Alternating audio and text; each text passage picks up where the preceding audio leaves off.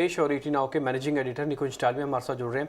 निकुंज sir, good morning, बहुत बहुत शुक्रिया पहले तो आज फिर से समय देने के लिए। ये मिस्टर बाइडेन ने जो बयान दिया और एफआईएस की जो सेलिंग हो रही है, बाजार के अंदर जो कट आया है, इन सबको मिला के अभी आप कैसे देखते हैं इस स्टेज पे मार्केट को? इस स्टेज पे एक इन्वेस्टर को, एक ट्रेडर को क्या करना चाहिए? बैठना चाहिए, देखना चाहिए, ट्रेड लेने चाहिए, एवरेज करने चाहिए, बेचना चाहिए, क्या करना चाहिए? भी किसी भी बुल मार्केट के अंदर आप हमेशा ऐसे शेयर्स आइडेंटिफाई कर सकते हैं जिनमें आप निवेश कर सकते हैं, और किसी भी बेयर मार्केट के अंदर आप ऐसे शेयर्स आइडेंटिफाई कर सकते हैं जिनमें निवेश करना नहीं चाहिए। तो एक जेनेरिक आंसर नहीं दे सकते हैं इस समय। आप जेनेरिक आंसर इसलिए नहीं दे सकते हैं बिकॉज इस समय एक मार्केट के अंदर काफ़ी फैक्टर्स अचानक आपके सामने दिख रहे हैं।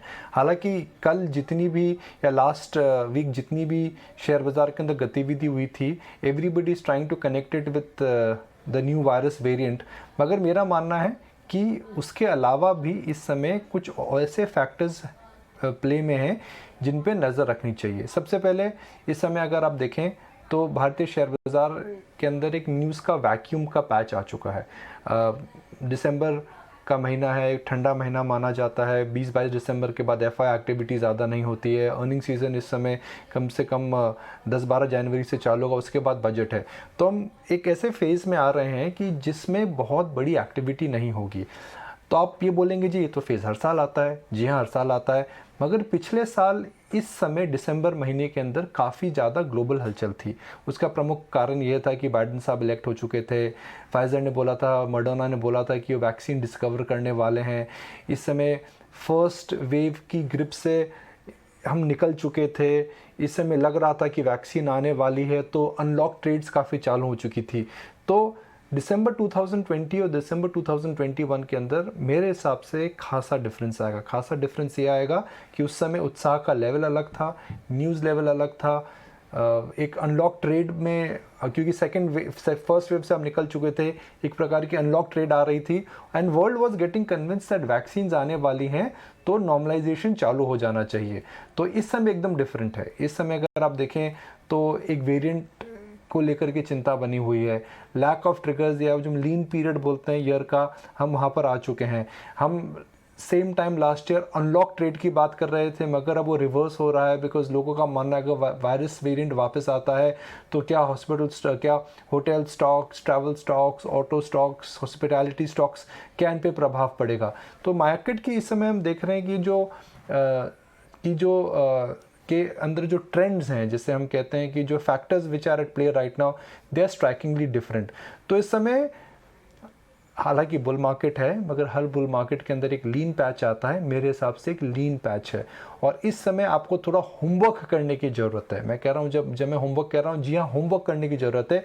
लिस्ट निकालिए, आप जो शेयर लेना चाहते थे, आप उनको थोड़ा एनालाइज करिए। अब टाटा स्टील है, टाटा स्टील 1500 से करीब 1200 के आसपास आ चुका है।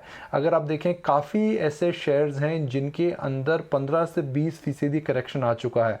So rather than making a view on the market, rather than getting worried about virus का इम्पैक्ट क्या होगा, rather than getting worried about GDP का फिगर क्या आएगा, आप अपनी लिस्ट तैयार करिए। क्योंकि बुल मार्केट के अंदर आपके पास वो लिस्ट रहेगी, और जब भी झटके आते हैं, जैसे पिछले फ्राइडे एक झटका आया था, अगले आने वाले दिनों में अगर और कोई झटका आता है, तो आपका होमवर्क अगर रेडी है तो आप अपनी लिस्ट में से आप अपना चुनिंदा शेयर खरीद पाएंगे। जी निकुंज, साथ ही और एक चीज़ ये भी है कि अगर यूरोप में या फिर यूएस में कंसर्न्स बढ़ती हैं, भारत में क्योंकि एक तो वैक्सीनेशन की दर काफ़ी अच्छी है, फॉर्चुनेटली अब तक कोई ओमिक्रॉन का केस पाया नहीं गया है, और दूसरा ये माना जा रहा है कि कोवैक्सीन और कोविशील्ड दोनों ही इसके खिलाफ ठीक ठाक प्रोटेक्शन दे सकती हैं। दिसंबर के अंत तक सरकार हो सकता है बूस्टर डोज पर भी फैसला ले ले। तो अभी जो संकेत हमें थोड़े से मिले जुले लग रहे हैं, हो सकता है जनवरी आते आते पॉजिटिव हो जाए इंडिया के लिए। जी अमीर, एकदम आपकी सोच एकदम सही है। मैं फुल्ली उसको इंडोर्स करूँगा कि अगर आप देखें तो ना relative basis and also on an absolute basis, India की इस समय जो पोजीशनिंग है ऑन द मेडिकल फ्रंट वो काफ़ी अच्छी है। दूसरा, अगर वायरस वेरिएंट भी आता है मिहिर, तो मेरा ये मानना है जिस प्रकार ने फाइजर ने कॉन्फिडेंस दिया है, मॉडर्ना ने कॉन्फिडेंस दिया है कि वो नई वैक्सीन के अंदर वायरस वेरिएंट को लेकर के चेंजेस कर पाएंगे, तो मेडिकल फ्रंट को लेकर के ऑन द मेडिकल फ्रंट इस समय हालांकि चिंता है, मगर कोई अंधेरी रात नहीं दिख रही है। तो वो रिलेटिव बेस पे उसकी वजह से जाहिर है इंडिया की जो पोजीशनिंग है उसको बेनिफिट मिलेगा।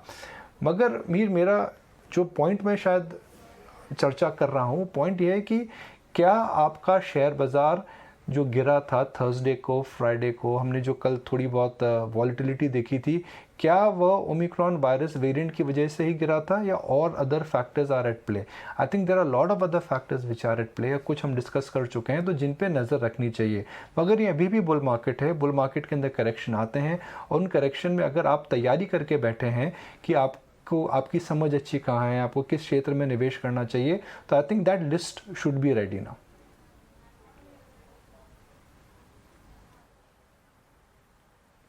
ओके निकुंज, गुड मॉर्निंग।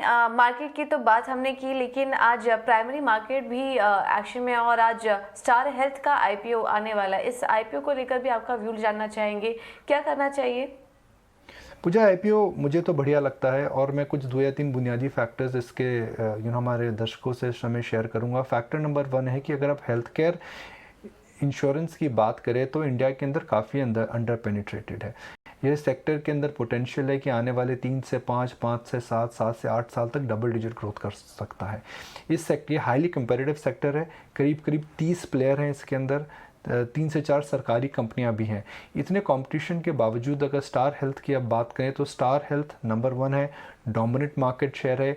एक ये रिटेल फोकस हेल्थ इंश्योरेंस देता है, अर्थात ये कॉर्पोरेट या फिर एसएमई या फिर कंपनियों पे फोकस कम करता है, इंडिविजुअल पॉलिसीज़ में ज़्यादा बेचता है। कुछ मोटा मोटी रेशियोज़ अगर आप देखें तो एक इम्पॉर्टेंट रेशियो होता है combined ratio, CD ratio. Industry में इसका CD ratio one of the best है। अगर आप देखें कि इसके पास जो डिस्ट्रीब्यूशन नेटवर्क है और डिस्ट्रीब्यूशन नेटवर्क भी काफ़ी अच्छा है, फ्रेंचाइज की वैल्यू भी काफ़ी अच्छी है।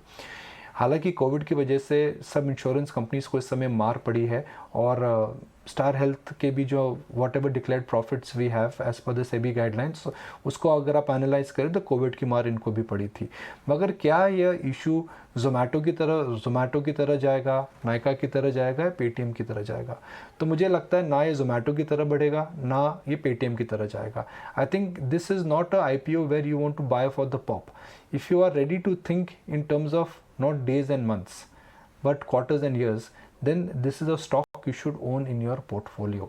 एक पोर्टफोलियो स्टॉक है, एक बड़ी कंपनी पब्लिक जा रही है, हाई ग्रोथ कंपनी है, हाई ग्रोथ पोटेंशियल है। अगर आप इसको 3 से 5 साल 2 से 5 साल रख सकते हैं तो मेरा मानना है कि लॉन्ग टर्म इन्वेस्टर को इसमें बढ़िया पैसा बनेगा। अनलाइक पेटीएम जिसके अंदर लोगों को मार पड़ी थी, अनलाइक जोमेटो नायका जिसमें काफ़ी बढ़त बढ़ी थी, मुझे नहीं लगता कि स्टार हेल्थ को लेकर के इस तरह का मार्केट रिएक्शन हो सकता है। मगर जी हाँ, पोर्टफोलियो के अंदर रखने वाला शेयर है। जैसे डीमार्ट था, आपने डीमार्ट पोर्टफोलियो में रखा, आपको अच्छा मुनाफा हुआ। मेट्रोपोलिस आपने पोर्टफोलियो में रखा, आपको अच्छा मुनाफा हुआ। थैरोकेयर आपने पोर्टफोलियो में रखा, आपको अच्छा मुनाफा हुआ।